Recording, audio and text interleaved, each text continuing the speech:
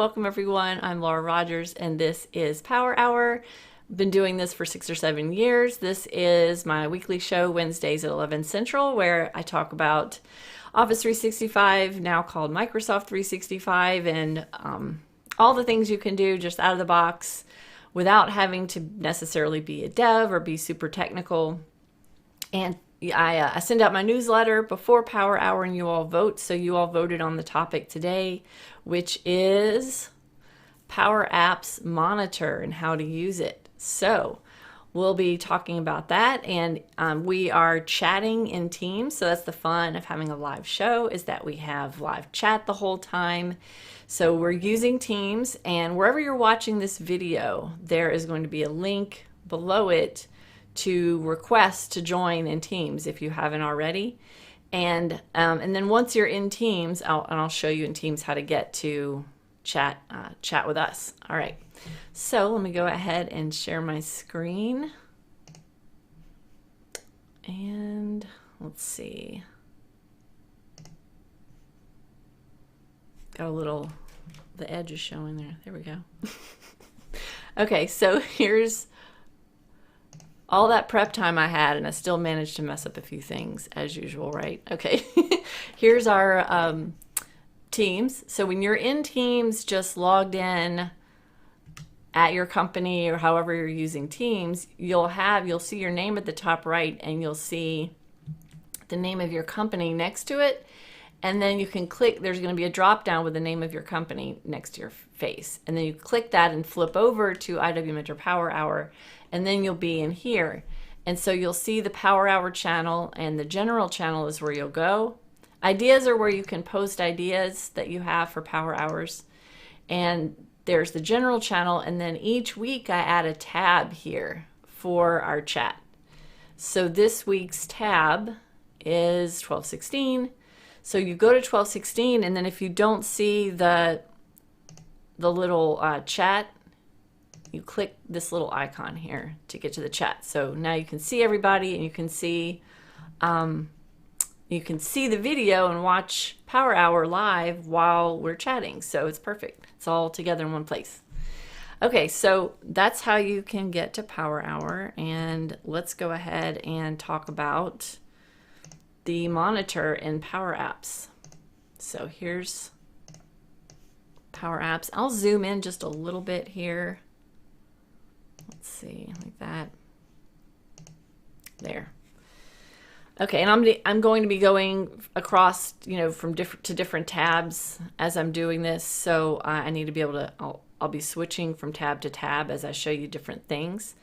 But the idea behind the Power Apps Monitor is that you can sort of see the performance of your app.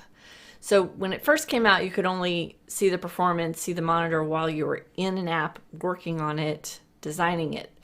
But Monitor now is something that you can use. You can even send to people while the app is published or while you're trying it out, however. So the Monitor is going to give you the ability to see performance and what's going on in your app in a very, very detailed way. So here I am. I'm at web.powerapps.com, just the main Power Apps interface, and I go to apps, which shows me all of my apps. And then I decide which app that I want to monitor. So one way that you can do it is you open the app. So I've got my customer projects demo. You go in and edit it. I've already got this one open, so I'm editing it here.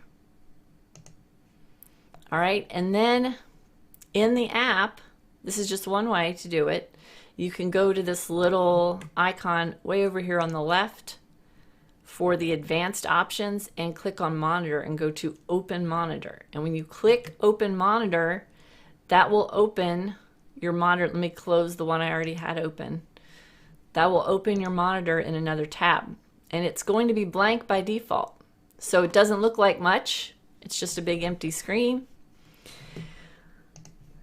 And you all let me know if you have questions kind of as we're going. Let's see.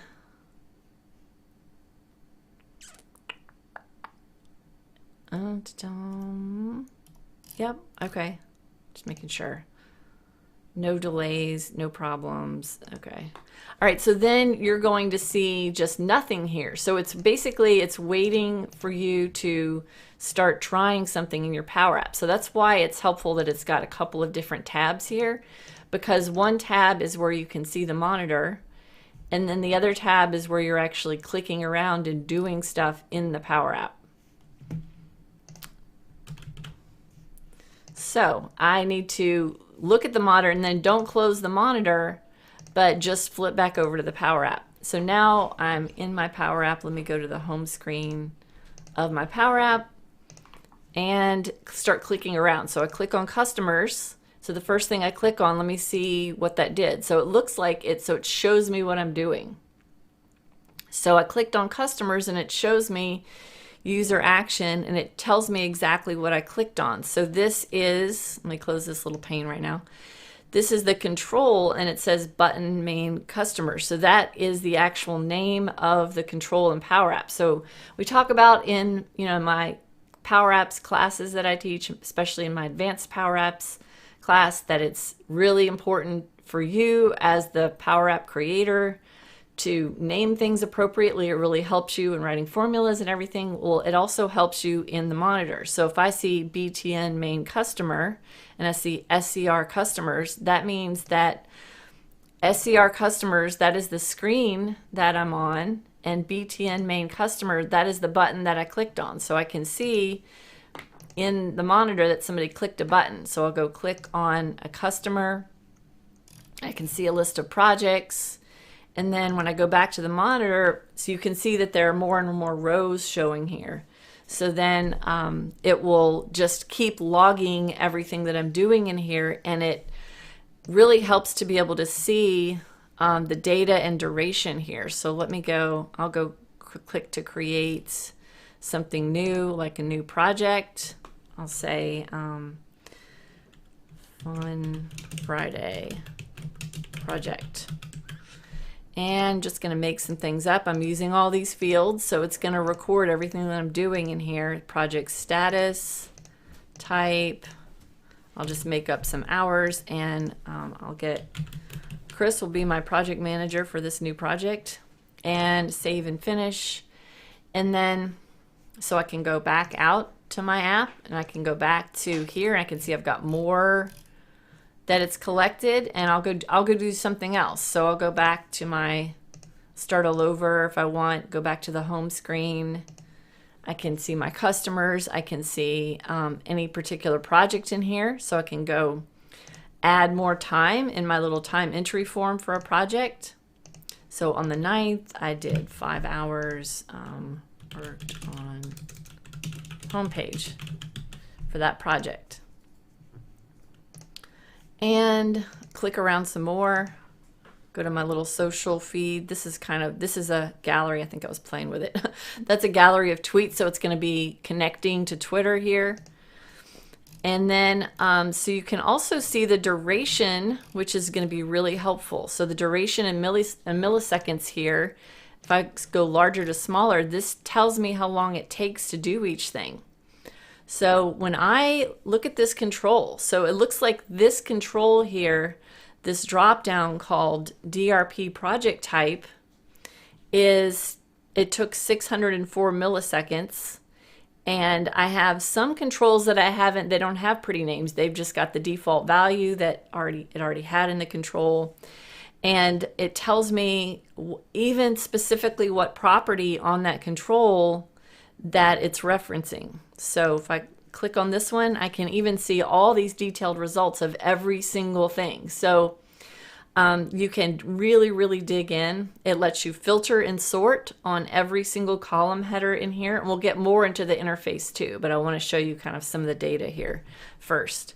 So it tells me how many milliseconds it took to do this specific action, what my data source is. So over in my app, I've got a data source. Oops. Did they remove the data? No, I know. The data source, this is an older app, so it's got the data source in the old place that data sources used to be over here. So my data source is called projects. So that's where it says data source projects. It tells me the size of the response, the drop down DRP project type, etc., etc. So, and then it's also got all these other tabs of all this specific information. So this is the specific little property items. So it's the name of the control and the name of the property and the exact formula in it that is taking this long and this many milliseconds to resolve. And then this is my detailed request. If you're a developer, this is probably awesome.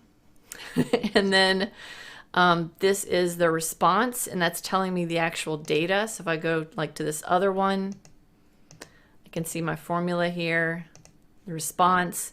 And then I've got, let's see, data card value 26 looks like it's got a pretty good response size. So what is data card value 26? So what if I didn't name it, I didn't give it a good name, and I'm not sure what it's referring to here, but it's giving me a problem. Now keep in mind that this is just a test app and this is just test data. So when I've done this in the real world with real data, you're going to see really big numbers here, especially if you have really long SharePoint lists that you're doing lookups to.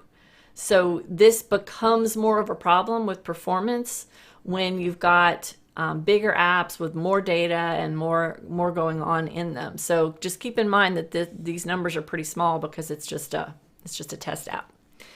So I've got my response size. I can get my larger response size on top. And I can see, so get rows is the name of, this is Gal Project 1, and this is Gal Projects.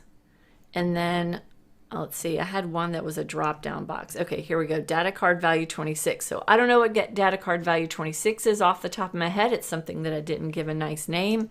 So if I don't know what it is, I can go and search for it. Data card value 26. So there it is. I can click on it. It takes me straight to it. I can get rid of this filter here. So now data card value 26 is this. It is a drop down. Now this is a drop down that I created that's just read only, because when I'm creating a new project, it's defaulting this customer lookup to already have the name of the customer that I clicked on in the gallery before it. So it's doing like it's passing, like kind of the old concept of passing the parameter. So it's passing the name of the customer to this drop down. But this drop down is still a drop down that's a list of projects from the customer, like looking up all the list of customers to pick for your project. So even though I'm not even using it as a drop down, I'm just passing one little piece of data to it, it's still taking up all those milliseconds, and it's hogging some of the performance for my app. So this is a perfect example of something that you can do to fine-tune your app. So in this form, so this lookup is, this is a combo box, and my combo box is, it's just set to, basically set to read only. So let me click my card here. Look at my, see my display mode? I set my display mode of this card to view. Now, let's see, the default display mode on this drop down is edit. So in this case, since I'm passing the name of the customer, I don't need them to be able to edit it. So that's why I had this as view. So let me just click undo. So in this example with this, this little drop down box taking up so many milliseconds and potentially looking up to a really long list of items in SharePoint that I don't need to look up to because it's just defaulting a value. This is something that I can do is I can delete this. I can delete the list of choices. I don't need a list of choices when I'm passing a default value to a drop-down box. No one's ever going to be clicking to see the choices. Does that make sense? So that is a good example of things that I've seen. That's the most common thing that I've seen when I've done the monitor and a lot of different Power Apps. That is something that's an easy fix that's done a lot. So we do a lot of passing default values to drop-down boxes and, you know, doing the parent-child concept where you're creating an item like a project and you're creating multiple tasks and you're maybe defaulting drop downs like this. So that is something that you can do, is the items property. Let me go back to it. The items property, I have to go to the drop down itself and the items property, and you can clear it out. So that's going to be a good best practice for drop downs that no one ever needs to actually click and see a list in. You can just set the items to blank, so then when I'm trying out this Power App again, we'll go back home, go to customers. I can go to this project. Let me see, I'll go to another customer. So here are all the projects for this customer. I can create another project, blah, blah, blah. And so you can see that it's rendering this drop-down box, but it's only just defaulting to the name of the customer that I picked. So let me just pick a couple of these real quick. And save that and finish. Now let's go look, and I can look at data card value 26, and I can see that I have to look at time, so I kind of have to scroll across here and see when this happened. C to A. So this it's 11:17 now. So let me see. I don't know why I sorted this and it's not showing an order. That's weird. Property A to Z. And I can also lock these. So I can say pin left, and then it's taking, oh, there we go, there's time. And I can take a column and pin it. So I was gonna go over the interface next, but I'm just trying to get to this time real quick. Okay, so I've got, and I keep clicking on a row. Every time I click on a row, it opens this little panel. Okay, data card value 26 is the one that I need. So I could filter by, and I could say data card, and I'm not sure if it's case sensitive. There we go. So this is going to be how I can say, well, look at the duration and then look at the duration. I'm not sure why that one would be longer. Oh, the response size. I don't know, maybe it didn't refresh. It's 11:18 now on my clock. Let me go ahead and go into this whole interface and how you can test things and share things with people as you're testing them. So I kind of showed you how you can pin. Let me show you, kind of start from scratch with getting around this interface. So that was how to find which controls might be hogging up too much resources and which controls might be causing your app to be very slow. You have to actually use them, so you have to actually go through the app and see kind of what's happening. It's not just going to automatically show you a bunch of data on the monitor, but so you have to click around and do everything. But then it's sort of like working in a SharePoint list where you can click and rearrange things and sort and filter and get around in it just like a list and see all the details just like in a list. So all right, I'm going to get rid of my filter. Where did it go? I filtered it by, I sorted it by time, and I filtered it by the control. I need to clear it though. I'm just gonna start all over. There, clear my data. All right, so I'll just go back here and click on a couple more things and get a little bit more data in there. There, now I've got some more data. Okay, now we've talked about how to get the data and how it shows in the monitor. Now let's talk about what you can do with it in the real world and how you can start analyzing your apps and analyzing, you know, when somebody has a problem with an app. So in the monitor, we have all this data, but we can also share it with other people. So I am sitting here looking at this list of results, and Chris he might not be in a cubicle next to me where he can just walk over and look at it with me, but he's another developer and I need him to see this also. So I can invite him. He might be, we're all remote now, right? So we might be all working at home. So I'm at home, he's at home. I can invite him to look at this exact same screen with me. So I'm sitting here looking at this monitor. I can click invite, and I can type Chris's name there. And then it's not going to automatically send him an email, which is awesome, because it's kind of annoying when all these products automatically send emails to people. So you do have to do the email yourself, which is good. I like that. So I can remove him from the list if I don't want him to be able to see this anymore. But here's where I can get a link. So this is going to be a really long hyperlink, but I can just take this hyperlink and I can send it in an email to him, or I can send it in a chat or whatever, and I could say, hey, take a look at this app with me. And then we'll both be looking at this screen at the same time. And it gives him an hour. So notice it's 11:21 right now. I click to share it with him, and it says the link expires at 12:21. So you're not just going to indefinitely have a bunch of people that you're adding to these. It just expires in an hour. All right. So that's how you can add people, and you can add more people to look at this exact same session that you're looking at. And then you also have some other options. So let me go look at, close, go over here, and I've got another app called a travel request. And what you can do with a travel request is, even if you are not in there editing it, now they give you the ability to monitor it.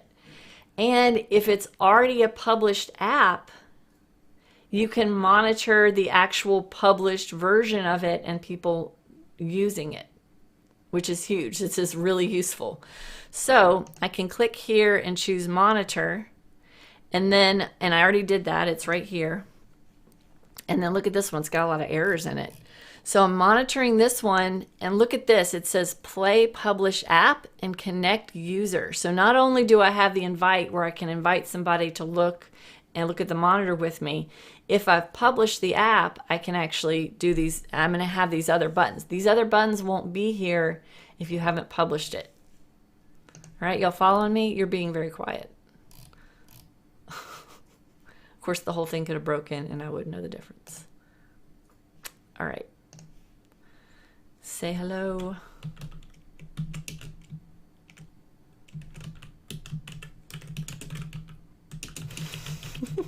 Usually Joelle would be able to tell me if, there was a problem. And okay, so now I've got these additional buttons. So what I can do is I can click play published app. So play published app is actually going to take me to just the regular play button. So this is, I'm not editing the app, I'm actually using it as if I'm an end user. So it says you're connecting to a monitor debug session. Those in the session will see events generated by the app, including any data. So it's basically letting the person using this know that as I'm using this app, if I'm typing a social security number or something like that, people who are monitoring it are going to see it in the data. So it's kind of giving them a warning. Okay. This is such a, you all overwhelmingly voted for this. So it's really exciting topic, right? No. Okay. So then another thing that you can do, and Chris and I tried this earlier before I went live, is you can click connect user. This is really cool. This is seriously like actual real world, going to be very helpful. So, Lisa, I'm not sure what constitutes a duration that's way over the top. If you actually visually see your app and that little thing spinning, going across the top, the little dots, and it takes, 30 seconds or so, I would say that that's kind of a slow app. So, but that's subjective. It just depends. Things that you want to fix depends on kind of how loud people yell and how much of a perfectionist you're going to be. Yeah.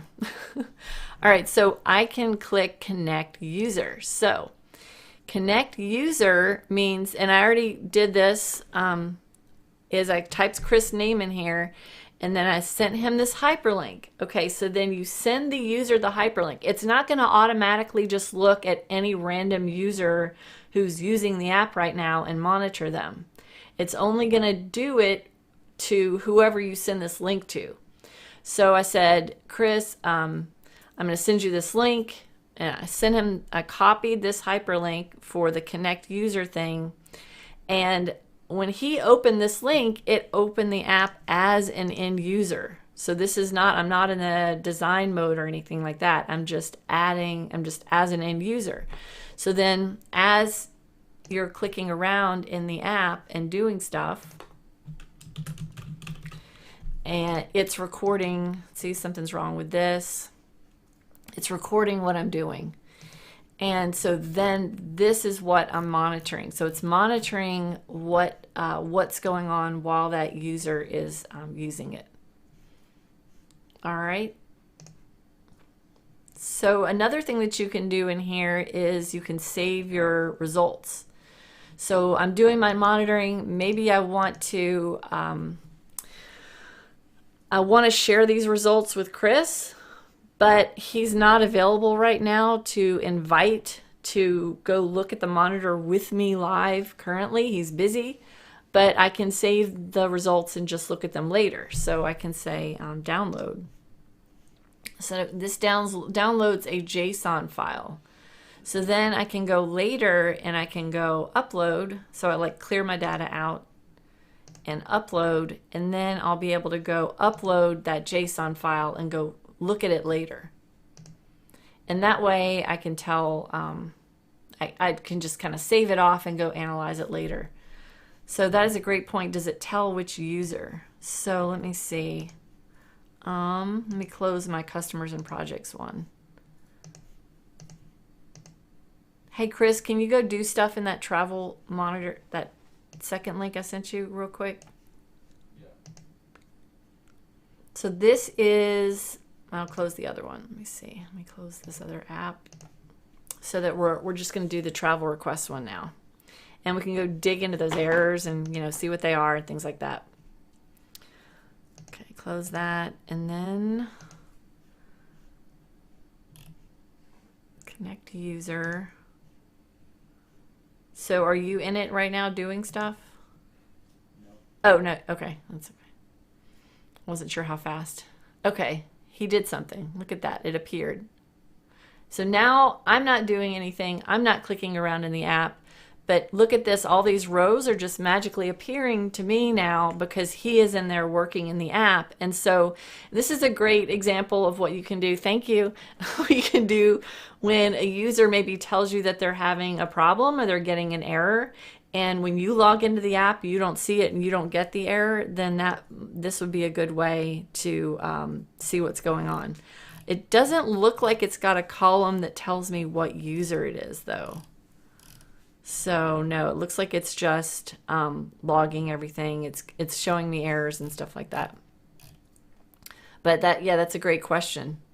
What if you sent the link to two users and they're both clicking around? How are you going to know which session it is? So let's see, what happens if I go to my profile and look at the actual data? Oh, look at that. Okay, so when I dig in, so remember when it was saying that when it had that little message across the top and it shows the little recording button and it says basically whatever you're doing is being monitored, even the data you're sending across. So this little response thing is a good example of a spot where in the app it's tapping into the Office 365 user profile.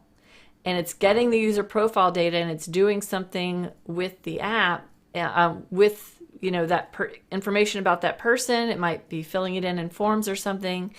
And this is where you can click on it and actually see the data that is coming across. You can see this is his whole, his Active Directory information with his phone number and his department and all that basic stuff. Steve says, how new is the monitor? And the monitor is, I don't know, it's been out a few months. I added it to my training. It could have been almost a year ago that I added the information about the monitor to our Power Apps Advanced training. And we even talked about it in our office hours meeting that we have with just our Ultimate members. So, but I don't remember exactly when that was. But so it's been out a while. It's just when it first came out, you could only monitor while you were editing the app and just click around in there. You couldn't have other people send it data. So yeah. So I've got the ability to dig into each of these pieces and troubleshoot and go look at the actual data. And let's go see maybe what some of these errors are. It says something was not found.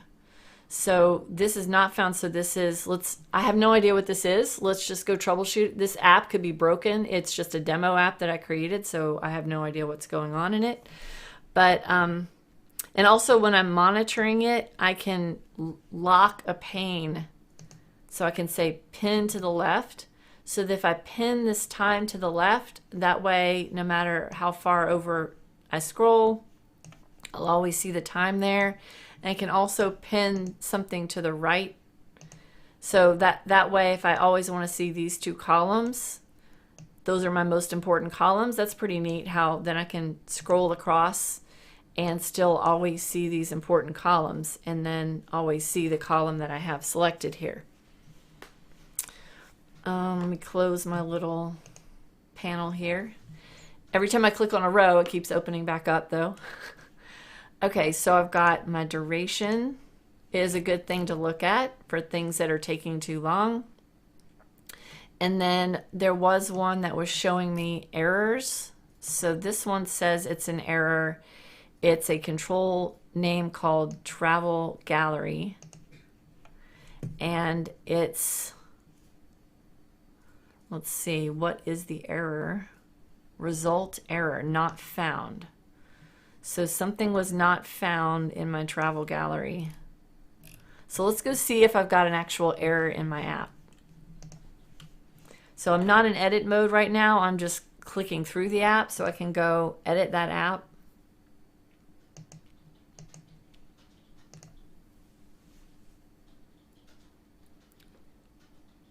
Okay, Zach says it's similar to the UI of the Chrome inspection. Yeah. See, to me it seems a little easier, a little more readable.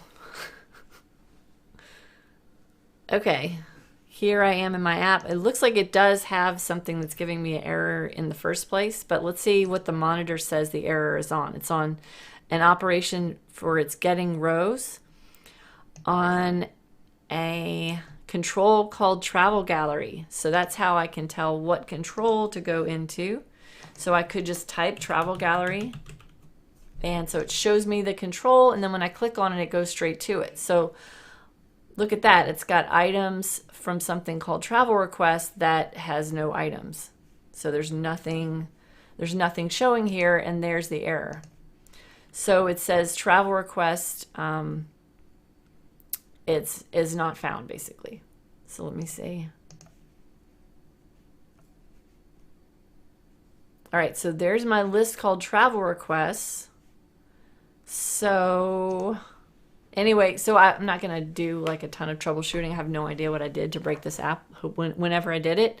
But I want to show you how you can go find something in the monitor and then be able to go find that exact same thing in the Power App and be able to translate sort of what the monitor says is broken with where to go in the Power App to look and kind of go down the rabbit hole of troubleshooting it. But when you have a really slow app, to me this is something that's not just for errors, because you can see errors when you're just looking at your Power App. You can see the little list of where all the errors are.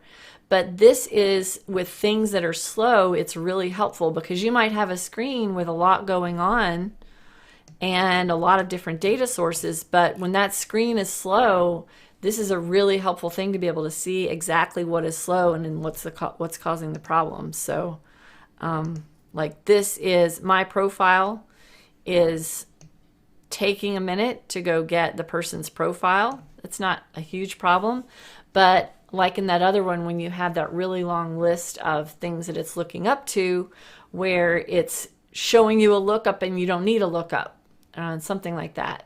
So that's going to give you very, very specific things to be able to go in and fix, like that very specific fix I showed you where you can just remove what's in the items dropdown, because you don't need a dropdown at all if you're just defaulting something that's a lookup to be a certain value.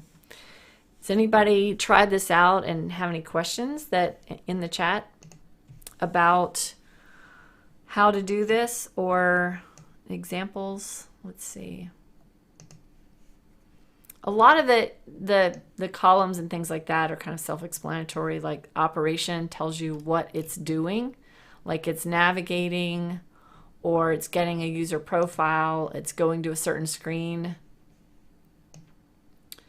And then the result is pretty much like success or error. And then duration is a really good thing because it's going to tell you how long it took. Status is, to me, that's more of, that's like in a browser, the browser status is like 404 is something wasn't found. So those are going to be like browser statuses. And then the data source is going to be the name of your data source. And you have a couple of other little options that it gives you here. So your row density, you can, by default, it shows it as compact. You can switch it to normal, which will just kind of spread things out a little bit. And then this source filter doesn't seem like it does any. I can't tell what this source filter does. So it looks like I've got 69 items listed here. And when I change the source filter to detailed, it doesn't show any more items. So I honestly can't tell what that does. And then filter is if you just want to go find something just through the whole list. And a data source is going to be what the data source is called in your list. So if I want to only troubleshoot things that are going on with my data source called approvers, that is the data source in my list of data sources here, and that's the one called approvers. I'm going to switch this app so it puts the data sources back over on the left, which is kind of where I'm used to seeing them now. I just won't worry about it. Okay. And then I've got the property is going to be, so it's going to tell you the control, the specific control, but then within the control, it's going to tell you the specific property of that control to go look at. So I just cleared my filter and it's telling me that it's searching. The control here is called data card value 1. It's doing a search for items. This tells me if I have a formula going on that specific property, and then what the detailed request and response is. And that's a bunch of gobbledygook. I'm not a dev. Let's see. Steve says the 200 HTTP 200 status indicates that the request has succeeded. Perfect. And 201 is succeeded and has led to the creation of a resource. Oh, great. Good to know. Does it log input errors, like if somebody tries to submit a form that's missing a required field? Ooh, let's try that out. That's a good one. Okay, let's see. Do I have any required fields? Oh. Let me go to my my other one, my customers and projects demo.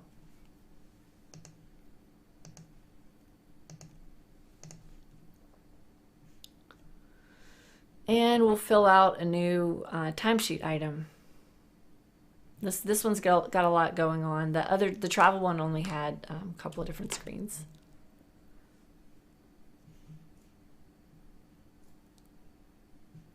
Oh, and thanks, Zach, for sending the link in the chat to the overview of the power-ups with Monitor. Yeah, that's the official Microsoft documentation. Oh, so let me go turn the monitor on first.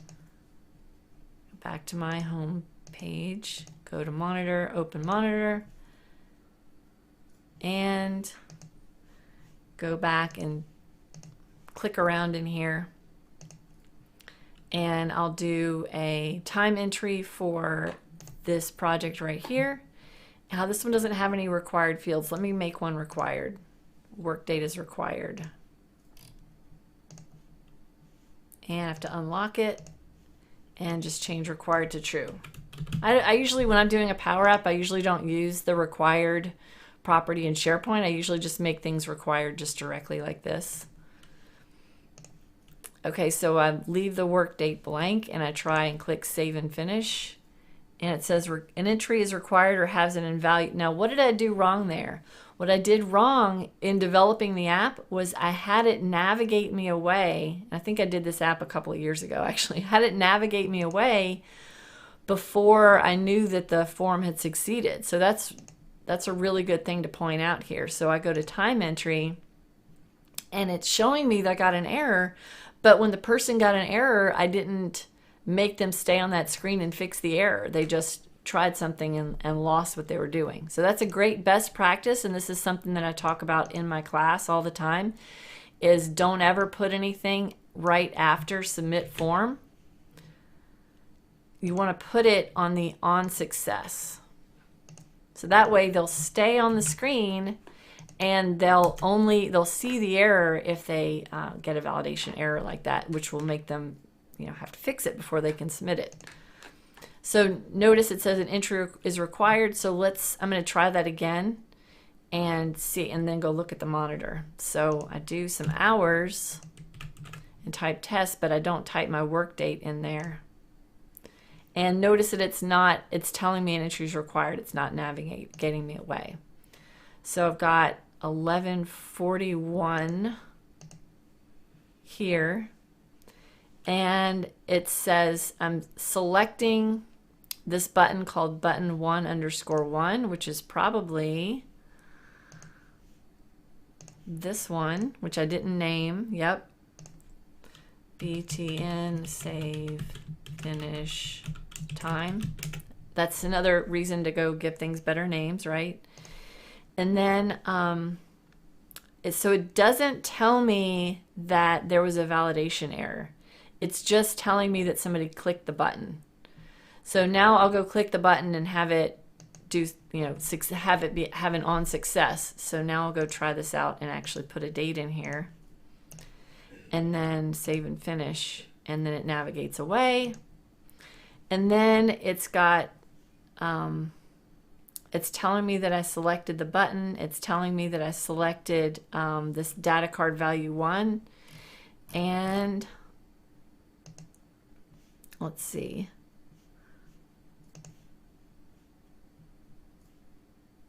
Okay, so it's telling me that, this is where I clicked that date, where I actually picked a date.